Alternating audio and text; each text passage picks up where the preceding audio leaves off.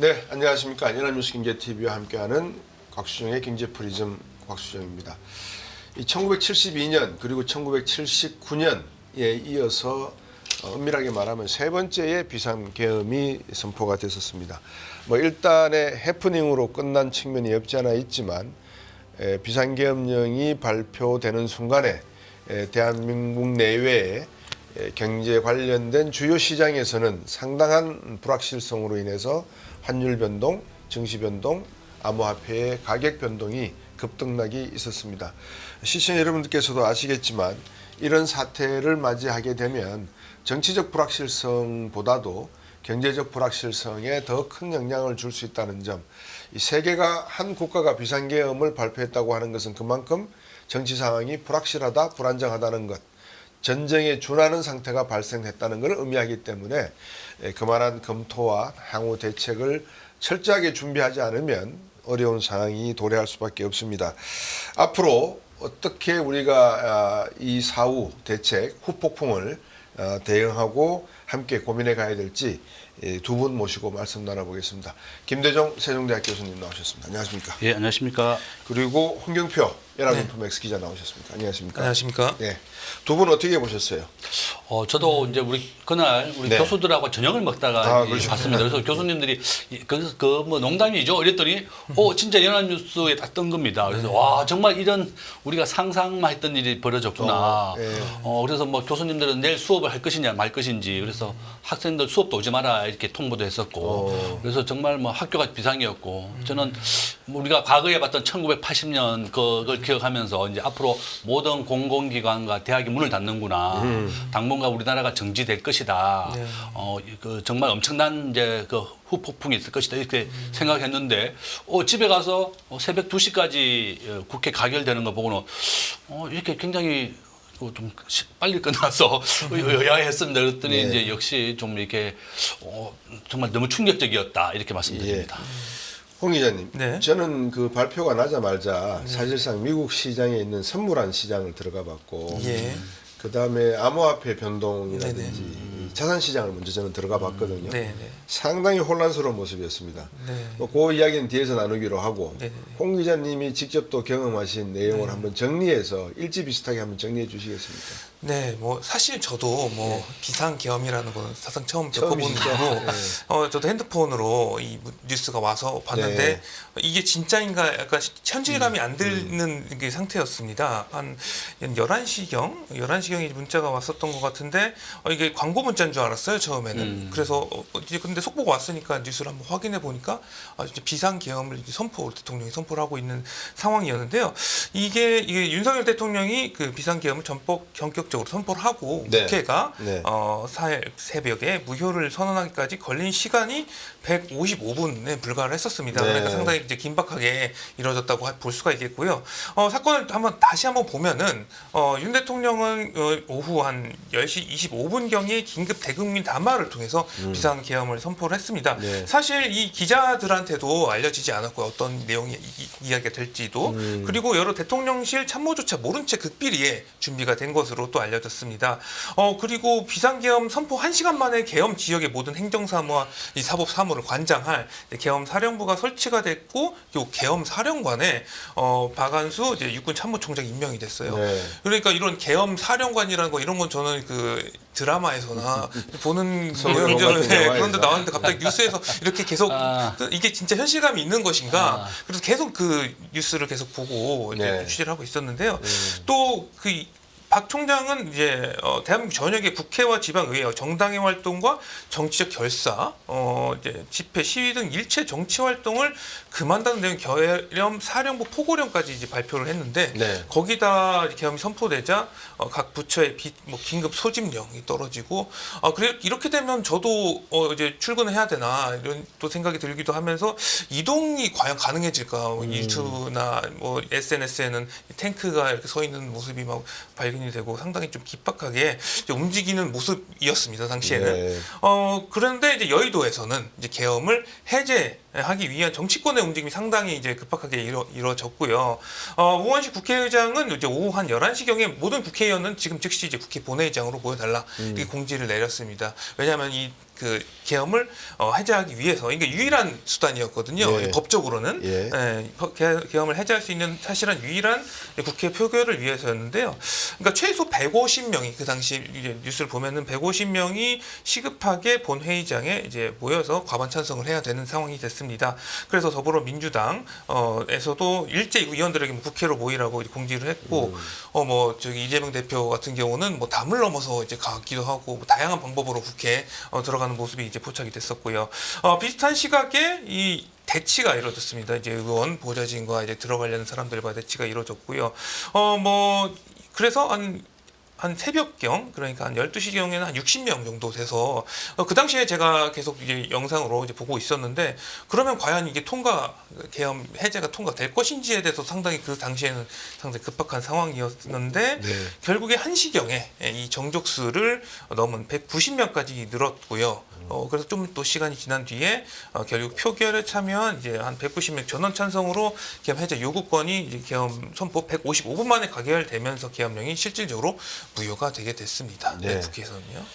우리 홍영표 기자께서 자세히 설명을 주셨지만 뭐 그날 시청을 하면서 저는 두 가지가 갑자기 이제 떠올랐어요. 하나는 집회결사를 모두가 못하도록 네. 했다라고 했는데 국회는 모이기 시작을 했잖아요. 맞습니다. 그러니까 이제 그 문제가 제가 보면서도 제 다른 친구들한테 참 모순적이다 이야기했고, 그다음에 다들 130명이 모였을까 150명이 모였을까 막 그런 이야기가 있었는데 190명이 나온 걸 보고 나중에 172명 야당에다가 한동훈 대표를 비롯한 친한계 여당 의원들 18명이 들어가서 190명이 되었구나. 그러면 민의는 일단 이번 비상계엄에 대해서 반대하는 목소리가 맞겠구나라고 전체적으로 어떻게 제가 이제 사회적으로 결론을 지었는데, 아까도 말씀드렸지만 저는 환율 시장을 제일 관심 있게 들여다봤거든요. 1,400원 초반대였습니다. 1,407원, 6원 이러다가 갑자기 다른 뉴스 듣고 보니까 1,417원이 돼 있더라고요. 그러다가 또 한 30분 지나고 나니까 1,430원이 돼 있어요. 그러다 1,460원까지 올라가고 하는 걸 봤는데, 우리 김 교수님 어떻습니까? 환율이 상당히 좀 가파르게 변동이 됐는데. 이제 국제금융에서 환율이 가장 중요한 그 나라의 위기를 보여주는 겁니다.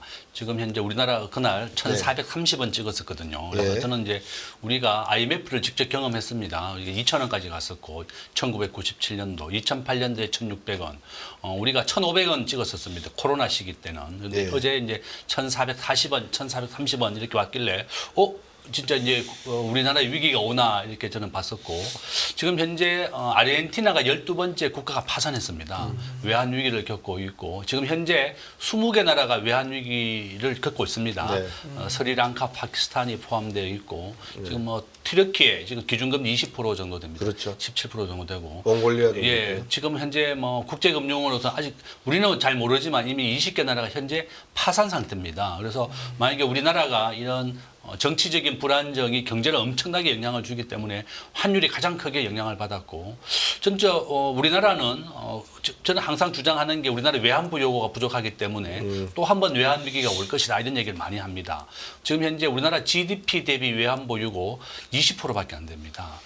1997년도에 IMF를 겪지 않았던 대만이 GDP 대비 70%를 외환 보유로 가지고 있습니다. 현재.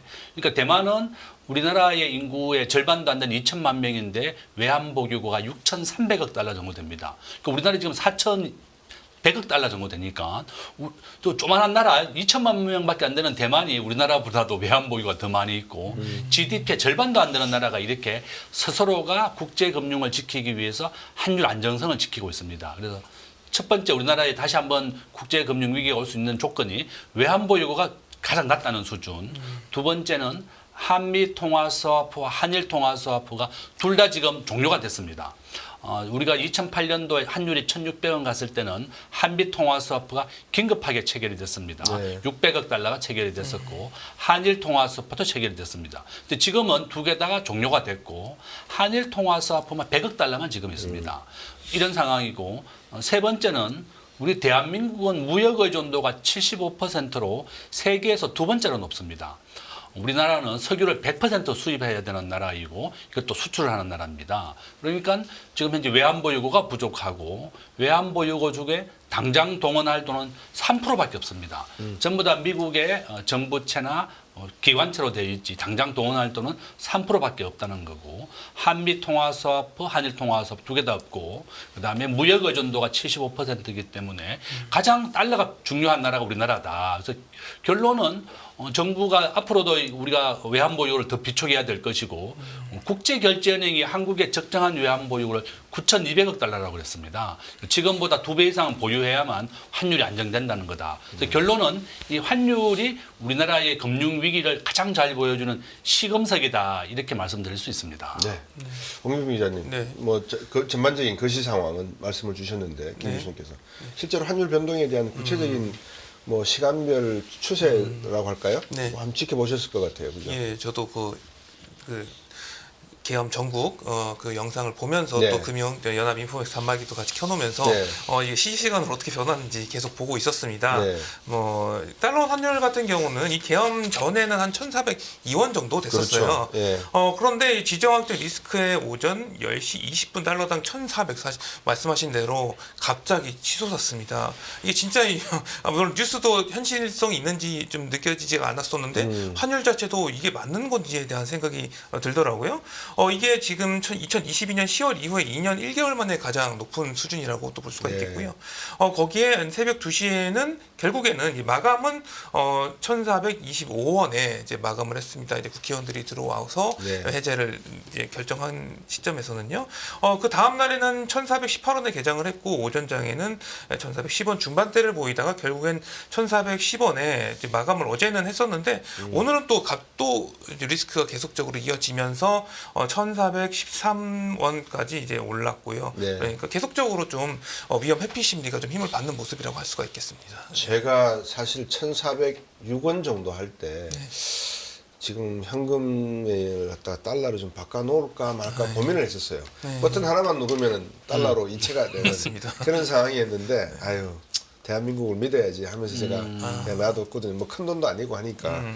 그런데 그 당시에 또 그런 말이 있었어요. 환율도 환율이지만 내일 장을 열어야 되나 말아야 되나 주식시장. 어떻게 보시면 주식시장은 어떻게 선물 주식시장이 미국 쪽에서는 열리고 있었지 않습니까? 네, 맞습니다. 이 주식시장 같은 경우는 사실 실제로 이게 만약에 안 열린다고 한다면 만약에 이 계엄령이 선포가 실제로 돼서 해제가 됐습니다만 네. 만약에 장이 열리지 않는다고 하면 외국인들의 자금 회수가 어떻게 보면 공식적으로 막힐 수 있게 되기 때문에 금융시장에 상당히 패닉이 올 수 있다 이런 우려가 네. 새벽에 상당히 많이 커졌었는데요. 그래서 그 당시에 이제 뉴욕 증시가 사실 우리나라 증시 전에 좀 네. 비춰볼 수 있는 창이기 때문에 그 당시에 또 뉴욕 증시를 좀 지켜보고 네. 있었거든요. 예. 그때 다시 한번 상황을 한번 보면은 이 리스크를 좀 그러니까 주식 관련 우리나라 관련 주식들이 폭락해서 리스크를 좀 선제적으로 반영하는 모습이었다. 이렇게 볼 수가 있겠습니다. 네. 일단 쿠팡을 보면은 쿠팡이 한 3.74% 그때 하락을 했었는데 계엄 선포 소식에 9% 넘게 빠지는 모습이었고요. 가결 처리가 된 이후에는 낙폭을 좀 줄어드는 모습이었지만 이 미국의 ADR 형태 그러니까 ADR 형태로 주식이 거래되는 주식들 같은 경우도 약세를 원치 못했는데 우리나라를 대표하는 포스코 홀딩스, KB금융, SK텔레콤, KT 전부 다 이게 주식이 떨어졌었습니다. 네.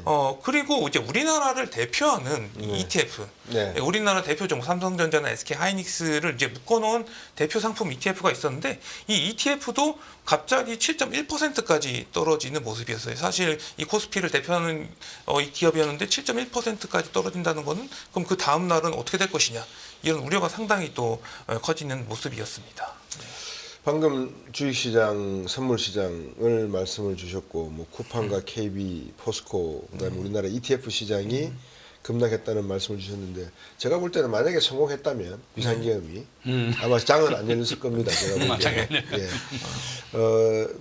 해제가 되면서 장이 다행히 열렸는데 지금도 이 시간에도 지금 우리 주식시장은 방향성을 제대로 못 잡고 있고 여기서 끝날 것인가 아니면 또 하나가 있나 아니면 계속될 것인가 이런 그 불확실성으로 많이 경제가 지금 상당히 좀 초조해한다 그럴까요? 김대중 교수님께서 보시기에 지금 우리의 이 정상 개장, 네. 방금 말씀드렸다시피 제가 볼 땐 비상계엄이 해제됐기 때문에 정상이 됐지 개장이 됐지 안 했으면 아마 폐장이 됐을 것이다.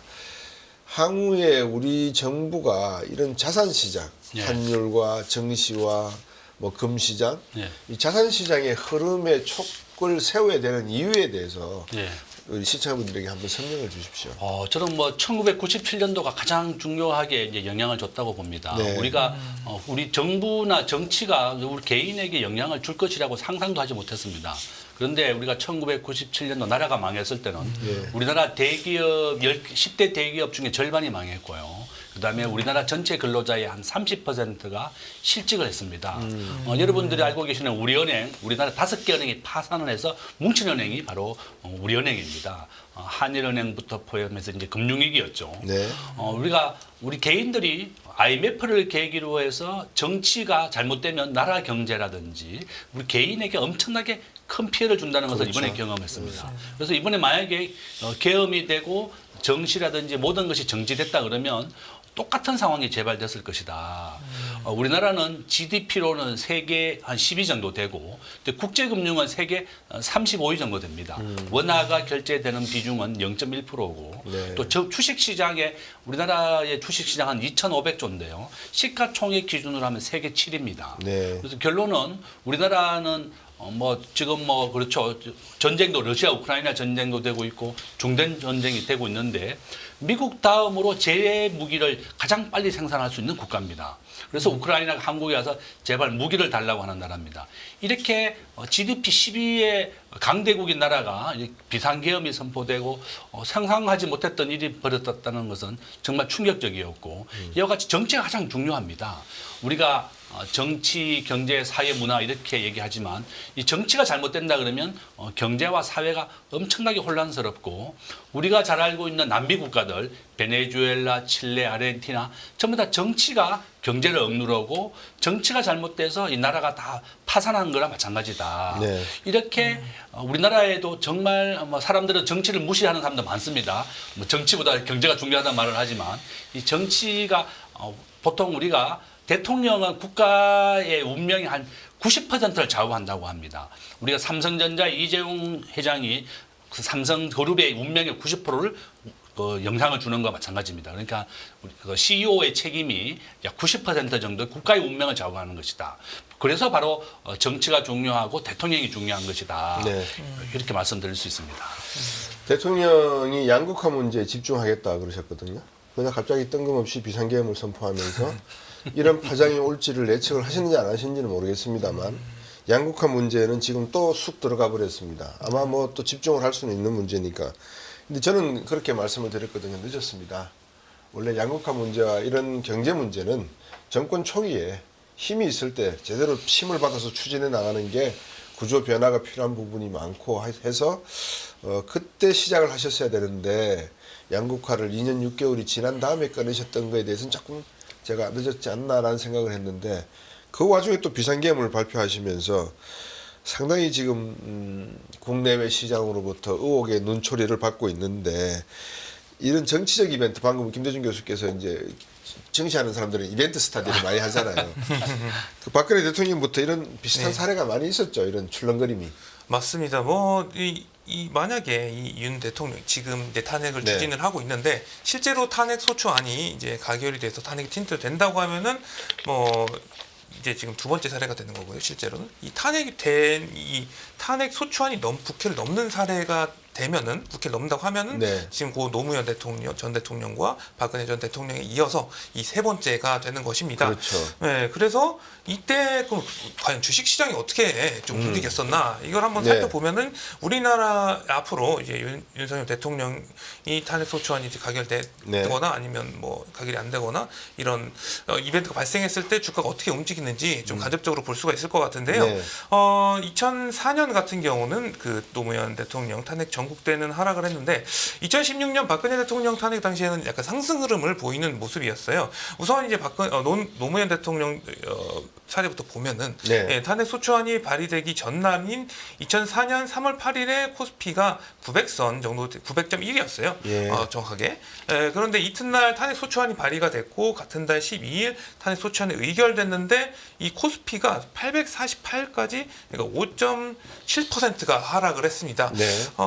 제가 봤을 때는 이 탄핵 소추라는 게 우리나라 헌정 역사상 처음이었기 때문에 이렇게 충격을 상당히 많이 받지 않았나 싶고요. 그래서 이후에 헌법재판소에서 탄핵 심판 변론이 진행되는 동안 이 코스피는 한 800에서 900 정도 횡보를 했었고요. 그래서 2004년 5월 헌법재판소가 탄핵을 진행하면서 낙폭이 또 계속 커졌고 기각을 했는데 이제 768까지 밀렸었습니다. 그런데 또 이게 탄핵 국면이 마무리가 되고 한 1년이 지난 상태에서는 이 1000선을 돌파하면서 반등 흐름을 또 보이기도 해서 예. 이 정치 리스크가 좀 해소가 되면은 어느 정도 반등하는 모습을 첫 번째 탄핵 이 기간에는 보였고요. 이 박근혜 대통령 탄핵 국면에는 좀 약간 움직임의 차이가 있었습니다. 박 대통령의 탄핵 소추안이 발의되기 직전 코스피가 1970선이었는데요. 이튿날에 탄핵 소추안이 발의가 되고 이제 의결된 이제 같은 달 9일까지 코스피가 오히려 2000선을 넘어섰습니다. 네. 한 2.7% 올랐고요. 신의가 진행되는 동안에는 한 2,000에서 오르락 내리락 공통적이었습니다. 노무현 네. 대통령 때처럼 결국에는 이제 2017년 3월 10일에 탄핵 소추안을 인용해서 파면을 선고한 날 네. 이날에는 이제 계속 상승세를 보이다가 13일에 2,100선을 돌파를 했고 4월에는 2,200, 5월에는 2,300 하고 10월에는 2,500선까지 올랐어요. 사실 이렇게 오른 거는 뭐 경제 불확실성 해소도 있겠지만 어떤 경제 사이클에 대한 측면이 더 컸다고 좀 볼 수가 있겠는데요. 네. 근데 이 두 개의 탄핵 국면 한번 비교를 해보면 사실 어떻게 보면 이 불확실성이 어느 정도냐에 따라서 좀 차이가 보였던 것으로 보입니다. 왜냐하면 노무현 대통령 때 같은 경우는 처음이었죠. 지 않습니까? 이런 상태가. 네. 그렇기 때문에 좀 불확실성이 많이 커졌고 그리고 시민들의 반발도 실제로는 탄핵을 하기 위해서 거리에 나온 상황이고 박근혜 전 대통령 때는 노무현 전 대통령 때 탄핵을 반대하는 사람들이 시위에 나왔었기 때문에 좀 이런 좀 상황이 좀 차이가 있었다 이렇게 보이고요. 그리고 뭐 이번에 실제로 윤석열 대통령 이 탄핵 소추안 만약에 가결되든 가결이 안 되든 이 네. 불확실성이 계속해서 이어질 예정이기 때문에 주식시장도 뭐 횡보를 하든지 아니면은 뭐 계속적으로 이 불확실성에 노출될 것으로 좀 보입니다. 네. 오늘 홍경표 기자님 말씀을 여기까지는 드려야 되겠습니다. 사실 좀 더 많은 질문을 드리고 싶은데 시간 관계상 홍경표 기자님하고는 여기까지 대담을 나누는 걸로 하겠습니다. 오늘 고맙습니다. 감사합니다. 네. 한국 경제 발전에는 정치 안전이 중요하다. 칼럼 쓰셨죠? 예. 어떤 내용입니까 이게? 제가 이제 경험해 보니까 정말 정치가 정말 중요하더라. 우리 대학교 때 항상 친구들이 만나면 정외과가 중요하냐, 경제학과가 중요하냐, 그런 논란을 했었어요? 그런 얘기도 재밌게 했었습니다. 그래서 야 우리는 먹고 사는 게 경제가 중요하다 이렇게 저는 알고 있었는데 막상 사회에 나와 보니까 이 정치 지도자들이 정말 중요하더라. 예. 우리 대학교에 우리가 대학 때 읽었던 정치학 원론에 보면 네. 정치라고 하는 그 원뜻이 바를 정자입니다. 네. 올바르게 자원을 배분하는 것이 바로 정치의 역할이다. 우리나라 국가 예산 원래 670조 정도 되는데요. 네. 이 중에 한 10%가 이제 국방비로 나가고 33%가 복지비로 나갑니다. 그러니까 이제 이 정치라고 하는 것이 올바른 국가 예산을 배정하는 거죠. 이제 뭐 국가 예산뿐만이 아니라 뭐 인력에 대한 모든 자원에 대한 배정을 바로 정치가 하는 거기 때문에 가장 중요한 것이고 앞에서 제가 CEO와 대통령이 우리나라 운명의 90%를 좌지우지한다 그랬습니다. 네. 이 정도로 중요한 역할을 하는 것이 바로 최고 총수인 CEO다. 국가의 CEO는 바로 대통령이지 않습니까? 그렇죠. 그래서 이제 우리가 그런 경험이고 그래서 이번에 비상계엄 사태가 우리나라 경제에 정말 전반적으로 큰 악영향을 줬습니다. 우리나라 국가 신용 등급도 마찬가지고 주식시장 얘기하셨지만 지금 외국에서는 한국 주식을 팔아라고 얘기하고 있습니다.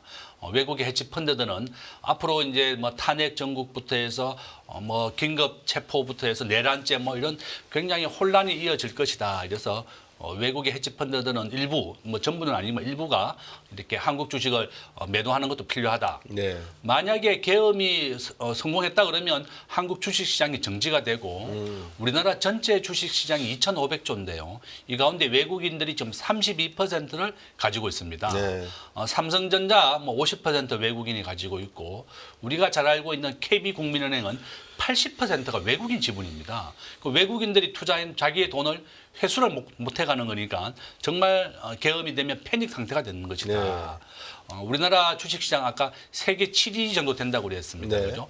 1.5%밖에 안 됩니다. 전체 주식을 100이라고 했을 때는. 그렇지만 순위로는 우리가 2,500조나 되는 큰 시장이다.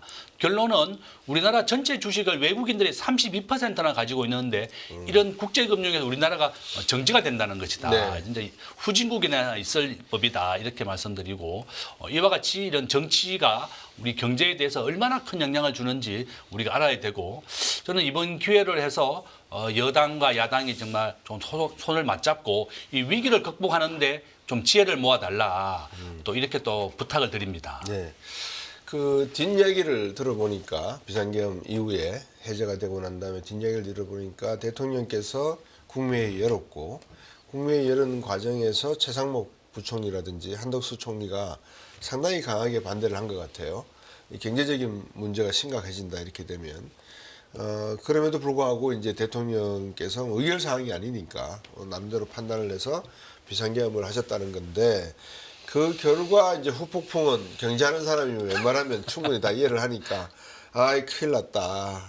빨리 나로서는 대안을 만들고 선제적으로 대응을 해야 되는데 최상목 부총리 같은 경우에는 이야기한 게 유동성을 무한대로 풀겠다 이야기를 했어요. 네. 근데 이것도 상당히 좀 뭐 뜻과 의지는 이해가 되는데 경제부총리로서 유동성을 무한대로 푼다는 이 그 언어가 상당히 위험했다라고 생각이 들거든요. 유동성이 없나 그럼 지금 왜냐하면 아시지 않습니까? 롯데. 네. 롯데가 지금 유동성 위기지 않습니까? 예, 맞습니다. 그러니까 대한민국 전반적으로 이 비상계엄이 가져올 경제적 파급 효과 중에서 최상목 부총리 머릿속에는 지금 롯데가 들어가 있었던 거 아닌가 하는 제 나름대로의 우려가 있었거든요. 네. 우리 김대중 교수가 보시기에 어떻습니까? 이 유동성을 무한대로 푼다. 그리고 네. 최상목 부총리의 위기의식. 네. 어떠했다고 생각이 드십니까? 진짜 저는 유동성이라고 하는 것은 우리가 이제 현금을 말하는 건데요. 네. 정부가 무한대로 자금을 풀어서 안정을 시키겠다. 네. 취지는 이겁니다. 우리나라 정치가 불안하지 않도록 필요한 곳에서는 돈을 지급해 주겠다. 이런 의지였다고 볼 수 있고 우리나라 지금 현재 정시 안정기금 한 50조 원 정도 준비가 되어 있습니다. 네. 전체 주식시장이 2,500조니까 뭐 50조로 가면 큰 비중은 아닙니다. 그 정도 비율을 해주면. 예. 그렇지만 일단 정치를 안정시키기 위해서는 그 정도 돈을 뭐 동원할 수는 있다. 이런 취지였다고 보고 있고 네. 지금 뭐 한덕수 국무총리나 뭐 최상목 기재부 장관이나 네. 다 적극적으로 뭐 반대를 했다고 합니다. 네. 워낙에 우리나라는 무역 의존도가 75%입니다. 네. 한국은 수출과 수입으로 먹고 사는 나라고 교역으로 먹고 사는 나라인데 네. 이렇게 만약에 정시가 정지되고 계엄이 된다 그러면 이 교역이 중단되는 겁니다. 그렇죠. 그래서 우리나라 대기업들이 그날 회의를 많이 했더라고요. 현대 중공업, 우리가 조선업을 먹고 하는 것은 만약에 납품일을 지키지 못하면 엄청나게 위약금과 배상금을 해줘야 그렇죠. 됩니다. 예. 그래서 가장 중요하게 수출을 많이 하는 기업들, 수출과 수입으로 먹고 사는 기업들이 아주 비상사태였고 그날 우리나라 모든 대기업들 임원들 다 회의를 했습니다. 어떻게 이 위기를 대비할 것이고 어떤 영향이 올 것이냐에 됐는데 이렇게 우리나라가 교역으로 먹고 사는 나라인데 이런 계엄 사태가 그 정도로 큰 영향을 줬다. 그렇게 또 말씀을 드립니다. 네. 이제 대통령께서는 뭐 당신 나름대로의 고민이 있었겠지만 이제 부처 장관들과 국무위원들은 무엇보다도 이제 경제라고 하는 이 분야가 또 중요하게 부각이 될 수밖에 없었을 것이고 사회적 불안이 괜히 뭐 없던 말들이 만들어지고 하는 것에 대해서 또 불안감을 느꼈을 거라고 생각이 되는데 결국은 아까 말씀한 우리나라가 수출에 의존해 있는 국가지 않습니까? 그러면 외국에서 우리나라를 이렇게 바라볼 때 비상계엄을 했다고? 그러면 당신네들 헌법에는 전시 상황에 준한 것 네. 그다음에 상당히 지금 내란 사태가 발생할 수 있는 것 아니면 비상계엄 발동 못 하는데 그 사태가 발생했다고? 그럼 돈 빼는 게 당연하거든요. 그리고 우리 대기업들 회의 많이 했다고 하시지만 우리나라에 있는 많은 외국 기업들도 회의를 했을 것 같습니다. 그러면 해외에 있는 돈이 빠져나갔다, 증시가 빠져나갔다는 말은 해외에서 지금 우리나라 증시나 해외에서 우리나라를 보는 눈이 그렇게 긍정적인 것이 아닌지 않느냐라는 우려가 있거든요. 이 부분은 어떻게 보세요? 해외에서는 지금 현재 우리나라를 좀 부정적으로 보고 있습니다. 네. 국가 신용 등급은 지금 현재 현상을 유지하고 있지만 앞으로 탄핵이라든지 내란죄라든지 굉장히 전국의 혼란이 이어질 것이라고 저는 내다보고 있고 네. 그럼 우리나라 주식시장, 환율시장 앞으로 크게 출렁거릴 것이다. 급등과 급락을 반복해서 이어갈 것이라고 보고 있고 네. 지금 현재 무디스는 한국의 신용 등급이 하락의 위험이 있다고 경고를 했습니다. 네. 지금 현재 S&P 세계 신용평가는 3개 있는데 S&P와 뭐 피치, 무디스사인데요. S&P는 뭐 현상은 유지하겠다. 뭐 경제에 큰 변동은 없지만 이렇게 상황을 주시해서 보겠다고 이미 S&P는 얘기했고 네. 무디스가 경고를 좀 했습니다. 네. 만약에 한국의 정치 상황이 계속 혼란스럽고 이런 여파가 이어진다면 한국의 신용 등급이 하락할 것이다. 네. 그러면 한국의 신용 등급이 하락하게 되면 우리가 97년도 경험했던 IMF 위기가 또 오는 겁니다. 그렇죠. 환율이 또 급등하게 될 것이다. 내년 2025년 1월 20일 날 트럼프가 취임하게 됩니다. 트럼프가 취임하게 되면서 우리나라 환율이 1,400원을 돌파했습니다. 우리나라가 그 정도로 국제금융에서 한국은 취약한 나라입니다. 여기에다가 트럼프는 한국의 고관세 10%를 추가 부여하겠다고 했고 중국에는 60%, 캐나다와 멕시코는 25%를 부과하겠다고 했습니다. 트럼프의 입장에서는 장사꾼입니다. 트럼프의 경제 전략이라든지 정책을 보면 우리가 뭐 미치광이 전략 이런 말을 씁니다. 우리나라의 방위비를 100억 달러, 6배를 올려라 이렇게 됐습니다. 우리나라 현재 주한미군 방위비 분담 1조 5천억 정도 내거든요. 그러면 6배를 올려달라 그러면 우리나라가 뭐 한 2배만 올려주겠다 이렇게 얘기한다는 겁니다. 이와 같이 트럼프는 개인적으로 오늘 저녁에 넷플릭스 드라마를 한번 보시면 트럼프가 어떻게 대통령이 되고 사업을 성공했는지 다큐멘터리로 4부작이 있습니다. 저는 2번씩 봤습니다. 전부 다. 네. 본인은 부동산을 통해서 재산을 한 1.5조, 한 2조 가까이 모았고 12개의 골프장을 가지고 있는 재벌입니다. 네. 뉴욕에서 100층짜리 건물을 2개, 3개 가지고 있습니다. 이 정도로 세계 최고의 재벌이 이렇게 대통령이 2번째 된 겁니다. 미국을 잘 살게 하겠다는 거고 미국 국민들, 제가 1월 달에 미국에 갔다 왔는데 미국 국민들도 8%의 고금리, 고물가 때문에 트럼프를 찍은 겁니다. 미국 국민이 너무 어렵게 산다. 그래서 미국 우선주의입니다. 트럼프는 1월 20일 날 집권을 하게 되면 전쟁도 24시간 안에 끝내겠다고 얘기했고 그러면 한국이라든지 다른 나라를 돌봐주지 않는다는 겁니다. 우리 스스로가 국제금융에서 한국을 지켜야 되고 우리 경제를 우리 스스로가 지켜야 된다. 미국은 더 이상 세계의 경찰 노릇을 하지 않고 먼저 미국을 잘 살게 만들겠다는 게 목표다. 정말 이것을 우리가 대비해야 되겠고 우리 정치인들이 정말 경각심을 가져야 된다. 그래서 저는 이런 취지로 우리가 정말 중요하게 봤고 만약에 이런 전국의 혼란이 이어진다 그러면 국가 신용 등급 하락과 환율의 급등과 우리나라에 다시 위기가 올 수가 있습니다. 그래서 정말 이거 여야가 따로 없다. 그래서 여야 정치인들이 정말 우리나라를 잘 지켜야 되겠다. 네. 트럼프의 취임과 함께 국제금융의 위기가 다시 올 수도 있다. 이렇게 또 말씀을 드립니다. 국내 경제 상황을 놓고 보면 첫 번째 이 수출과 관련된 무역 수지, 경상 수지 부분이 상당히 지금 둔화되는 그런 움직임이 있고 두 번째는 한국은행에서도 우리나라 2025년 경제 성장률 전망치를 발표를 했지만 한 1.8% 정도 예상을 한다라고 이야기를 하고 있어서 결국 내수 경기의 둔화로 인해 가지고 전반적인 한국 경기의 둔화 가능성을 지적하고 있습니다. 그다음에 세 번째로 이야기하면은 지금 부동산 PF 대출 문제가 완전히 해결되지 않았고요. 아직까지 이 지연내관으로 남아 있는 그런 상태고 그 파급 효과를 예로 볼 수 있는 데가 바로 롯데가 아닌가 하는 생각이 들고요. 그리고 많은 기업들이 이 회의를 했다고 말씀을 주셨지만 유동성 공급 문제가 상당히 중요하다라고 할 수 있겠죠.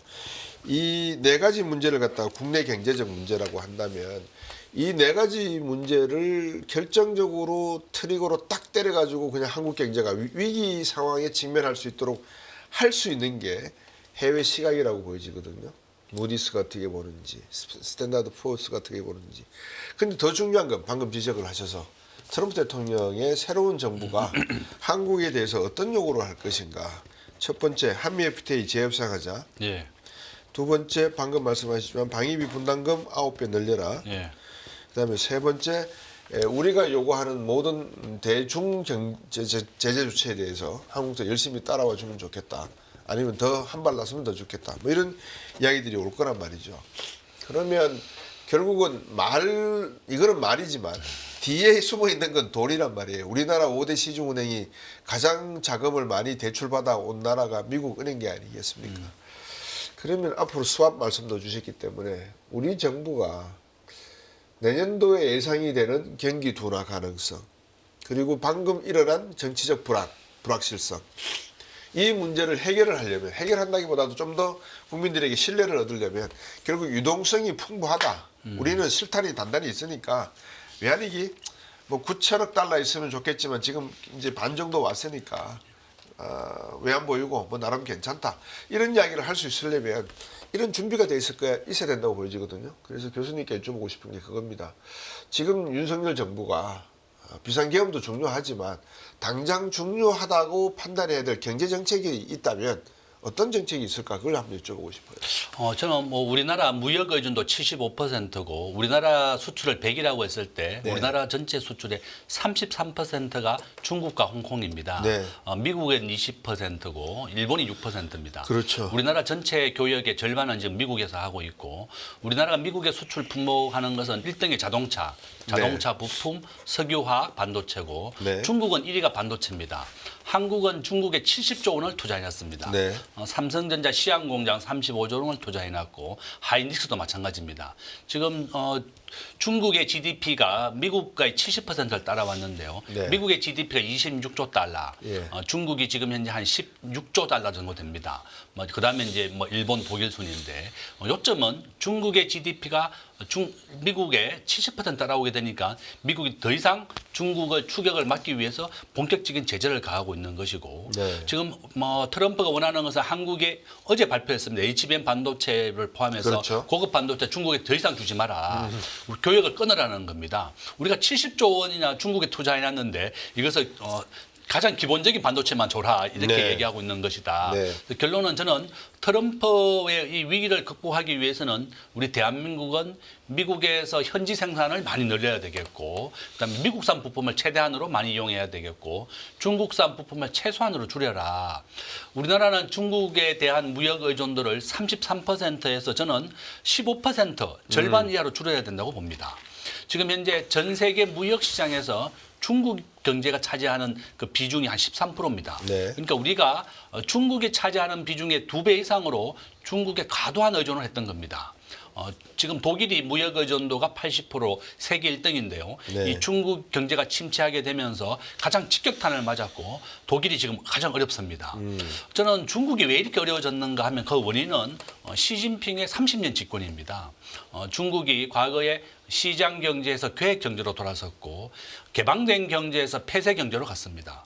간첩법이 발동되면서 외국인 투자가 90% 줄었고 외국인 관광객 95% 줄었습니다. 지난주에 한국에 대한 무비자를 선언했습니다. 제발 중국에 와달라. 네. 지금 한국 사람들 무서워서 중국에 못 갑니다. 이런 간첩법 발동이다. 예. 그래서 결론은 신세계와 롯데가 완전히 철수를 해버렸고 예. 현대자동차 중국 공장 90%가 문 닫았습니다. 이렇게 헐값 자기가 구매했는 설치비의 한 10%만 받고 다 철수했거든요. 저는 이제 트럼프의 위기가 이제 내년 1월 20일부터 시작이 되는데 저는 정부가 할 수 있는 가장 좋은 방법은 좀 한미 통화 스와프 좀 600억 달러를 체결해 준다면 크게 국제 금융 시장에서 안정이 될 겁니다. 네. 이것은 쉽지 않겠지만 지금 정부가 만약에 한미 통화 스와프를 체결해 준다 그러면 아주 가장 큰 역할을 하는 것이고 정부나 국회가 나라가 해야 되는 이런 것은 이 국가가 운명의 방향을 잘 제시해 주는 겁니다. 그래서 한미 통화 스와프나 한일 통화 스와프를 빨리 좀 체결을 해라. 이런 트럼프의 위기가 우리나라에 영향을 받지 않도록 좀 막을 수 있는 가장 좋은 방법이라고 저는 보고 있고 네. 우리나라가 중국에 대한 의존도가 워낙 높기 때문에 가장 큰 여파를 두 번째로 받아서 우리가 지금 내년 경제 성장률 1.8%까지 떨어질 것이고 네. 중국은 내년에 4.1까지 떨어집니다. 이런 여파로. 그러면 미국이 우선적으로 미국 우선주의, 네. 자국 우선주의이기 때문에 저는 이 위기를 극복하는 방법이 미국의 현지 생산을 늘리는 것이다. 지금 현재 우리나라 배터리 기업은 캐나다에 공장이 많고 네. 현대자동차는 멕시코도 공장이 많습니다. 예. 이와 같이 미국과 캐나다, 멕시코는 FTA가 체결되어 있기 때문에 원래 관세가 없습니다. 미국의 평균 관세는 2.5%입니다. 네. 그런데 미국이 지금 현재 10%를 더 부과하겠다는 거다. 예. 캐나다, 미국, 멕시코는 관세가 안 받기도 했는데 네. 이것도 다시 협약을 할 수도 있을 정도로 협박을 하고 있는 거고 트루도 총리가 어제 미국 트럼프를 만났습니다. 네. 제발 캐나다와 그런 좋은 관계를 유지하고 마약을 더 이상 미국에 가지 않도록 하겠다. 빈손이었죠. 예, 펜타닐도 마찬가지. 중국에서 펜타닐이 미국에 들어가니까 추가 관세를 보복하겠다는 것이다. 결론은 트럼프의 정책은 미국 우선주의고 미국이 일단 잘 살아야 된다는 그런 주의입니다. 이러한 위험한 파도를 우리가 여야가 따로 없이 좀 막아줘야 되겠다. 또 이렇게 정치인들에게 부탁하는 것이 우리 국가적인 위기를 좀 극복할 수 있도록 좀 도와달라. 협치를 해라. 이렇게 또 말씀을 드립니다. 예. 아마 원고에 기고를 하시면서도 그 말씀을 하셨을 걸로 생각이 되네요. 이 경제를 떠나서는 사실은 아무것도 대한민국을 이야기할 수 있는 게 별로 없다. 그리고 이 경제의 새로운 성장을 위해서는 여야가 따로 있을 수 없다는 말씀이신 것 같은데 환율 문제를 조금 더 여쭤봐야 될 것 같아요. 왜냐하면 결국 환율이라고 하는 게 해외 시장의 반응의 바로미터가 되고 국내에 들어와 있는 많은 외국인 투자가들이 아까 말씀드렸다시피 삼성전자 같은 경우는 50%가 육박을 하고 있고 우리나라 전체 주식시장이 30%가 너끈히 넘는 그런 투자 지분을 갖고 있으니까 이 친구들이 단기 자본으로 주식시장에서 갖고 놀던 자본을 일시에 빼버린다면 한국은 상당히 위험해질 가능성이 크다. 무엇이? 환율이. 두 번째 환율을 때릴 수 있는 요인이 뭐냐면 최근에 뭐 교수님도 아시겠지만 브릭스 국가들 중에서 중국이 적극적으로 나서서 러시아와 함께 손잡고 야, 세계 GDP의 30% 이상 우리가 하고 있지 않냐? 우리 결제통화 바꾸자. 뭐 달러 굳이 해야 돼? 인도가 약간 관심을 보이기 시작했습니다. 인도가 금을 사모으기 시작을 했어요.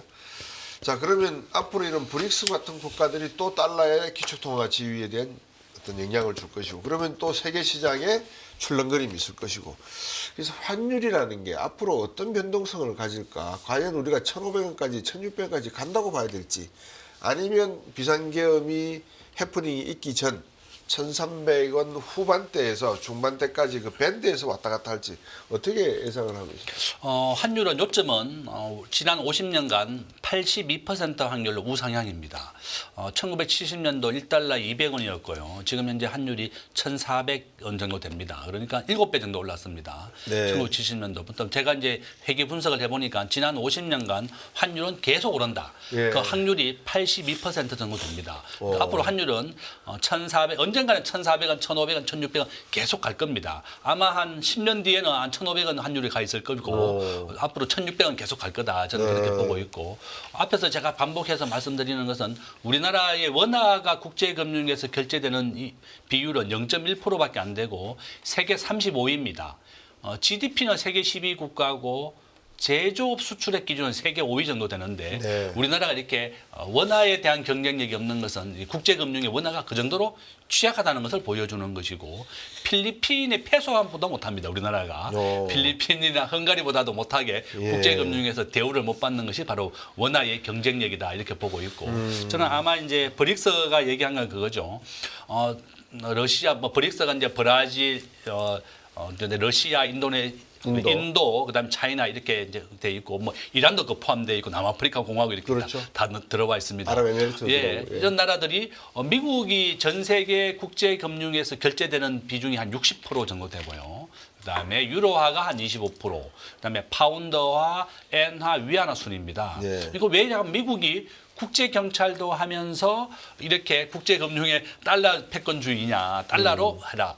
전 세계 모든 금융의 결제를 바로 달러로 하는 것을 기축통화라고 부르죠. 네. 그래서 이제 기축통화국이 아까 앞에서 말씀드린 미국 달러, 그다음에 유로화, 그다음에 파운드화 이 순입니다. 네. 근데 압도적으로 미국이 60%를 넘어서는 거고 과거에 이라크 전쟁을 할 때 이라크가 석유 수출을 러시아로 하겠다 뭐 이런 얘기가 있었습니다. 그래서 이라크에 대한 무기를 없애겠다는 것이 미국의 본격적 외부에 나타난 표현이었지만 네. 진작에 원하는 것은 달러 패권을 잃어버리기 때문에 공격했다는 얘기도 있습니다. 네. 그 정도로 미국은 달러의 지위를 잃어버리는 것을 가장 두려워하고 그것을 막기 위해서 노력을 할 것이고 네. 이번 브릭스가 그런 회의를 했을 때 트럼프가 바로 반격을 했습니다. 100% 관세를 때리겠다. 만약에 달러 패권을 버리고자 노력한다 그러면 100% 관세를 부여하고 더 이상 미국과는 절대 교역을 못하게 막겠다. 네. 지금 현재 미국은 인구가 3억 3천만 명이지만 소비의 대국입니다. 그렇죠. 전 세계가 미국의 물건을 팔아서 먹고 살고 있습니다. 우리나라도 마찬가지입니다. 네. 한국은 에너지, 석유에 가장 많은 수입하는 나라가 바로 미국입니다. 네. 이와 같이 석유를 가장 많이 생산하는 나라가 지금 미국으로 바뀌었고 미국은 소비의 대국이기 때문에 미국과 교역을 못한다 그러면 이런 브릭스 국가들도 큰 피해를 보게 되는 겁니다. 요점은 이렇게 달러 패권을 잃어버리는 데 대해서 미국은 절대 용인하지 않겠다. 저는 당분간은 달러 패권은 더 지속될 것이다. 네. 저는 그렇게 보고 우리가 아마 이렇게 트럼프 집권 이후에는 더 환율이 오르고 위기가 직면하기 때문에 더 정말 대비해야 되는 이유다. 저는 그렇게 말씀을 드립니다. 네. 연구를 해보시니까 환율은 우상향이더라. 그래서 앞으로 1,400, 1,500 갈 가능성이 더 높다라고 말씀을 주셔서 언뜻 생각이 난 게 만약에 미국이 중국에 대해서 관세를 보편 관세 플러스 알파를 하고 방금처럼 이런 무모한 도전을 할 경우에는 100% 관세 때려버리겠다. 그러면 중국과 브릭스 국가들이 할 수 있는 게 해라. 그럼 우리는 환율 더 떨어뜨려버리겠다. 가치를. 그럼 7.1위안을 8위안까지 올려버리는 그런 선택을 하게 되면 자, 그 다음에 또 한국의 환율이 문제입니다. 이게. 그럼 우리는 1,600, 1,700원 가야 되는데 그렇게 되면 우리나라의 중소기업과 내수시장은 완전히 지금 허물어질 가능성이 있다는 생각이 들거든요. 이번 계엄 사태의 그 해제 건으로 해서 김대중 교수님께 한번 여쭤보고 싶은 게 그런 겁니다. 우리나라의 국내 경제 상황과 해외 경제, 그러니까 밖에서 우리나라를 보는 시각이 일치하고 있습니까? 아니면 지금 격리돼 있습니까? 어느 정도 어떻게 보십니까? 좀 많이 다릅니다. 지금 해외에서는 우리가 계엄을 계기로 해서 한국 경제를 굉장히 우려하고 걱정을 많이 하고 있습니다. 네. 지금 이게 단기에 끝날 게 아니고 앞으로 이제 윤석열 대통령이 한 2년 이상 남았습니다. 네. 그렇다 그러면 과연 이렇게 잘 이끌어 갈 것이냐. 지금 현재 국회의원 비중을 보면 탄핵은 일단 108석을 집권 여당이 가지고 있기 때문에 네. 반란표가 없다 그러면 탄핵을 막을 수 있을 것이다. 그러면 윤석열 정부가 추진했던 반도체 클러스터라든지 또 여러 가지 정시 부양 정책 또 재정을 해서 빈부격차를 줄인다든지 이 많은 정책들이 과연 추진력을 받아서 실행이 될 것이냐. 대왕고래라고 해서 포항에서 시추하는 것도 있었고요. 네, 네. 우리나라 반도체 클러스터는 용인에 600조 원의 반도체 단지를 만드는 거였습니다. 예. 더 이상 우리나라 기업이 유출되지 않도록 하겠다는 거고 저는 국회나 정부가 해야 되는 게 정말 우리나라의 외국인들을 투자를 끌어들이고 우리나라 기업을 기업하기 좋은 나라로 만들어줘야 되는 겁니다. 네. FDI라고 부르는데 우리가 외국인 직접 투자입니다. 예. 외국인들이 한국에 투자하는 방법은 한국에 공장을 짓고 한국 사람을 고용을 해주는 게 직접 투자고 그렇죠. 한국의 주식과 채권을 투자하는 게 외국인 간접 투자입니다. 그런데 우리나라 외국인 직접 투자에서 우리나라의 외국인들이 투자를 위해서 들어온 것보다 유출된 것이 금년에는 2배나 많습니다. 2022년부터 2023년 5배 정도 많습니다. 외국인들이 공장으로 투자하는 것보다 삼성, LG, 현대, 미국에 가장 많이 하고 베트남에 계속 공장을 옮기고 있고 우리나라 더 이상 스마트폰 한국에서 조립되지 않습니다. 베트남에서 조립됩니다. 네. 이와 같이 우리나라의 모든 기업들이 지금 해외로 공장을 옮기고 있기 때문에 대학생 청년 취업률 원래 45%입니다. 절반도 취업을 못하고 있다. 그렇군요. 결론은 우리나라가 정치가 안정되고 법인세 우리나라 26%고요. 미국과 OECD 평균이 21%입니다. 네. 트럼프는 미국의 법인세를 21에서 15%까지 내리겠고 네. 미국의 규제를 3분의 1을 없애서 네. 기업하기 좋은 나라를 만들겠다고 했습니다. 우리나라는 법인세 26%인데다가 우버 에어비앤비를 다 금지시켰습니다. 신산업이 다 금지된 나라다. 외국인들이 한국에 오면 가장 놀라는 것이 스마트폰을 가장 잘 만드는 나라가 이렇게 4차 산업혁명을 금지시킨 겁니다. 우버를 금지시켰다. 지금 외국에 가면 전부 다 우버 많이 탑니다. 우버는 자기 집에 있는 자가용을 택시 역할을 하는 거죠. 30% 비용도 절감이 되고. 그러면 저는 우리나라에 우버 뭐 허용된다 그러면 한국에 한 수십만 개, 수백만 개 일자리가 생길 것이다. 이렇게 보고 있거든요. 예. 그래서 저는 정부가 정말 규제를 완화하는 게 바로 이런 것이다. 이렇게 또 말씀을 드립니다. 네. 규제 완화가 가져올 대외적인 또는 대내적인 정부 정책에 대한 신뢰도 중요하죠. 우리 김대중 교수님에게 끝으로 한 말씀 요약을 부탁을 드릴까 합니다. 비상계엄으로 인해서 우리나라 자산시장이 출렁거렸습니다. 지금도 녹화하고 있는 시간에도 조금은 불확실한 게 또 맞는 것 같고요. 교수님이 보시기에 정부에게 드리고 싶은 고언이라 그럴까요? 간단하게 한번 어떤 경제를 바라봤으면 좋겠다 말씀 한번 주시면 고맙겠습니다. 정부가 해야 될 가장 중요한 역할은 전국을 안정시키는 겁니다. 네. 우리나라 국민들 5,200만 명이 있고 우리나라에 있는 외국인들 250만 명이 있습니다. 대구시보다 더 많은 인구가 지금 우리나라에 살고 있다. 이 국제화된 도시입니다. 아시아에서 가장 국제화된 도시가 바로 서울이다. 이렇게 볼 수가 있는데 이런 나라에서 계엄이 되고 전국이 혼란스러워서는 안 됩니다. 우리나라에 돈 많은 사람들이 계속 싱가포르, 미국 이주하고 있습니다. 싱가포르 상속세가 없습니다. 싱가포르는 정권거래세를 제외하고 배당세, 소득세, 상속세가 모두 없다. 네. 아시아에 있는 금융본부 80%가 싱가포르로 다 옮겨버렸습니다. 네. 한국의 노무현 대통령 때 동북아 금융허브를 만들겠다고 했지만 홍콩 상하이 뱅크를 포함해서 5개 은행이 본부를 한국에서 떠나서 싱가포르로 옮겼습니다. 요점은 정부가 말로만 하는 것이 아니라 기업하기 좋은 나라를 만들고 전국을 안정시키고 외국인들이 한국에 와도 가장 안전한 나라다. 이런 걸 보여줘야 되는 겁니다.